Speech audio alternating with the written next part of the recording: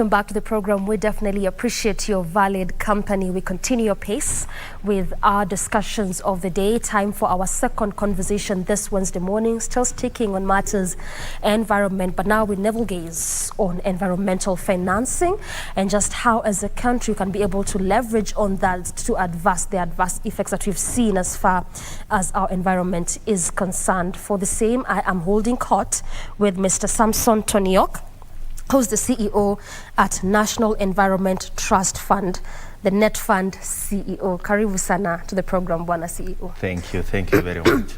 Right, let's just broach this discussion from understanding what you do at Net Fund. In fact, what Net Fund is all about and basically what the mandate of this organization is. So thank you very much for inviting me to this show. My name is Samson Toniok. I'm the CEO of National Environment Trust Fund. And National Environment Trust Fund, or Net Fund in short, is an institution under the Ministry of Environment and Forestry, charged with coordinating resource mobilization, of course, for managing environmental or funding or financing environmental management in the country. Yeah. So we do this way through, of course, grants, donations, and partnership, just private-public partnerships, just to ensure that we address the problems in the country. And how we do this is, of course, number one, financing beneficiaries at the grassroots or at the bottom of the pyramid. We do this by giving grants. We also do this by building their capacity because, of course, to enable them respond or adapt to climate change, they need to have their capacity built. We also do this by facilitating research, just to ensure that we get to know what are the drivers of environmental degradation and such kind of things.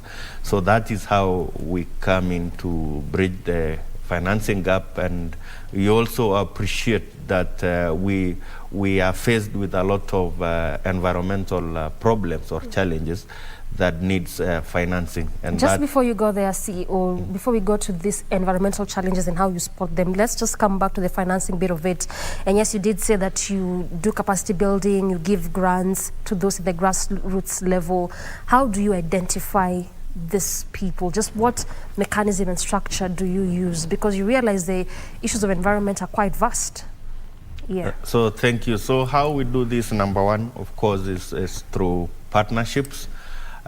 Partnership with the civil society, partnership with other government organizations. Then what normally happens is we normally run an award scheme. Okay. So we will issue a call in the press and in the internet and through institutions with networks across the country for countries to apply for grants.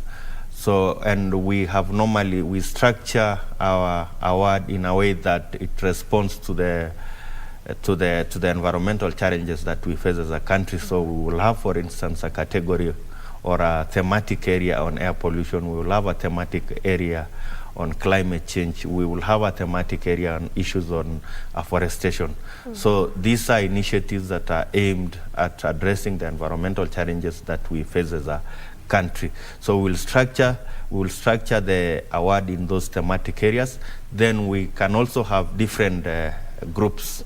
For instance, we can have a category on journalists. We can have a category for institutions. We can have a category for women-led CBOs, women-led civil organization. We can also have a category on individuals, and we can also have a category on small and medium enterprises. So that's how we structure the award. Then we publicize that and call for people to apply for this particular award. Then we take them through a rigorous process, of course, of judging. We get judges through partnership, experts in areas on issues business, experts on areas on environmental issues, just to make sure that we judge this and we award the most deserving case and the most innovative initiatives. So that is how we normally get to on board or get these innovations or projects on board. So the demographic does cut across, exactly, I should say. Now you're talking about these environmental challenges that you're dealing with as a country. What are these? What have you spotted? Okay, we have what is called tripartite planetary problems. I think, and it is evident in the country, we have issues of climate change, we have issues of pollutions, and I think we have witnessed this. And we also have issues of biodiversity loss. Yes. And all these issues are intertwined, or they're interlinked. So there is never need to approach them or to address them in a wholesome approach, because climate change is related to biodiversity loss, and it's also related to pollution. Yeah, so those are the main environmental challenges that we really face as a country. And I think we have all seen this. We are recently from a drought that I think... And now to floods. And then right now we are experiencing a lot of floods in the country. I mean, we are experiencing issues of pollution. I'm sure you've seen fishes die in the lakes and all that. And we have seen issues of biodiversity loss. I think it has gotten to an extent that we are losing our wildlife because of the recent drought. So it's a serious problem that has to be addressed. I hear you. I want to talk about the Kyoto Protocol and the Paris Agreement, also loss and damage. Just has to feature. It was one of the main key factors in the recent COP that just ended in Sharm el-Sheikh, Egypt. But before then, talk to me about the Net Fund achievements as far as dealing with these environmental issues is concerned, the giving of grants and capacity building.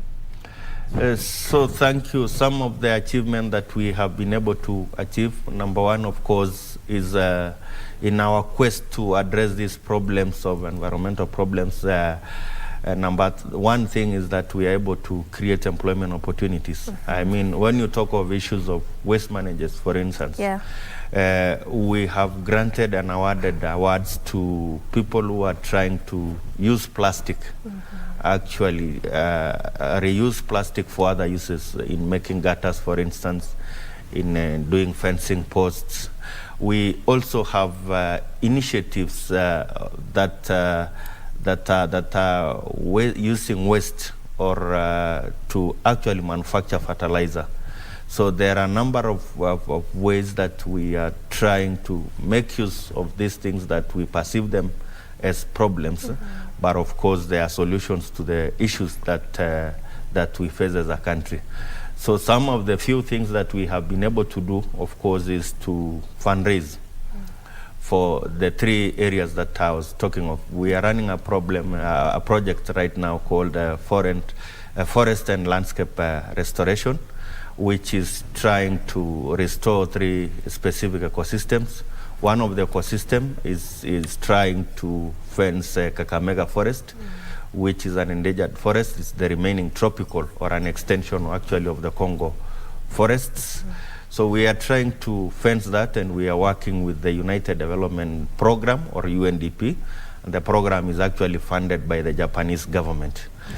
So what we are trying to do is to fence that part of the forest, because it's a critical ecosystem.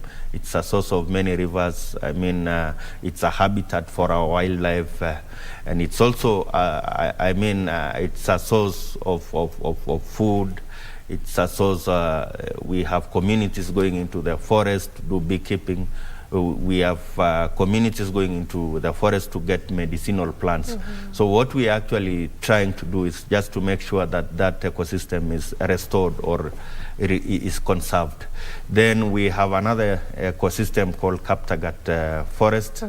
That is another important ecosystem, especially for rivers draining into the Nyanza region and actually supplying water to the critical cities like Eldoret. So what we are trying to do that is to ensure that degraded parts of those forests are actually restored, to ensure that our rivers continue flowing. The other ecosystem is the Suswa Lake Magadi. I'm sure if you have traveled to Narok, especially during rainy season, there is a lot of erosion that is taking place in that particular ecosystem due to, of course, change in land use. initially it was just the other day that it was closed. Yeah, it was actually closed, but I think that is because of a different thing that is that's happening. Okay. But as you drive towards Nairagi-Ankare, you realize that there's a lot of soil that is swept from the upper catchment downstream. So sometimes that is causing a blockage or on that particular road. And also there's a lot of siltation that is happening in Lake Magadi. You know that we get our salt from the Trona, from it's mined actually from Lake Magadi. Yes. So it is actually threatening that particular economic activity because there's a lot of siltation, there's a lot of soil that is being washed from the upper catchment downstream all the way to Lake Magadi. So what we are trying to do actually is to impress upon those people living in the catchment areas to practice better farming practices, doing contours and doing terracing and planting crops that are actually that enhances to ensure that the soil is not swept away, and just practicing better farming practices or agricultural practices. We also encouraging them to do a lot of forestation, plant trees, and we also encouraging them to venture into other livelihood opportunities like nature-based solutions, like beekeeping and such kind of things, and maybe doing things like and grass. You actually fund them to do this? Yeah. All right, I hear you. So clearly there's a lot that you're doing, and so also a lot of maybe achievements. Just in addition, we have also a number of programs in the pipeline, just trying to ensure that these issues are addressed. We have a program in the pipeline targeting the Aberdares ecosystem. And basically the Lake Naivasha, just following the Lake Naivasha and the rivers that flow into Lake Naivasha into its catchment, just to ensure that that particular biodiversity is conserved, because you realize there are a lot of animals. We have a lot of flora and fauna, and there's a lot of agricultural activities happening both at the lake area and the upper catchment. So we are trying, so we have a project that is likely to come on board from 1st of July, just to ensure that that critical ecosystem is conserved and we continue deriving benefits from that particular ecosystem. I hear you. We also have another project targeting the Cherangany ecosystem.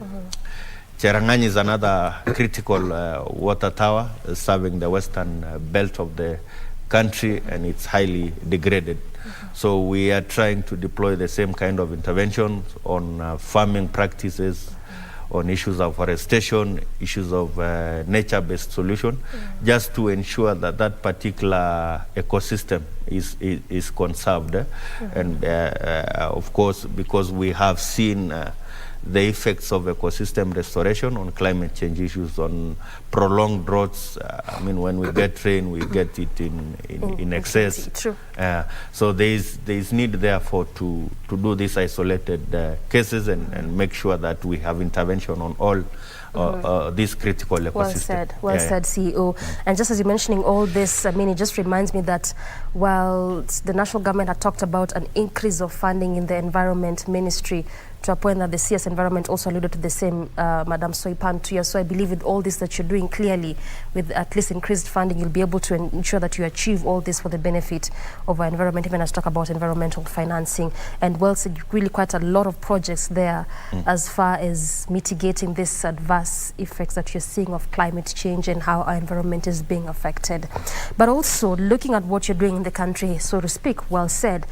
We still do have the Kyoto Protocol, we had the Paris Agreement, and the whole idea of this arrangement was looking at the more endowed countries, well-resourced countries, seeing how best they can support the vulnerable countries in some of these matters and these issues. From where you sit, where are we with these agreements? How is the bloc of the African continent benefiting? And also how is Kenya specifically benefiting from some of these agreements in regards to our environmental matters and issues? Thank you. I think we have a number of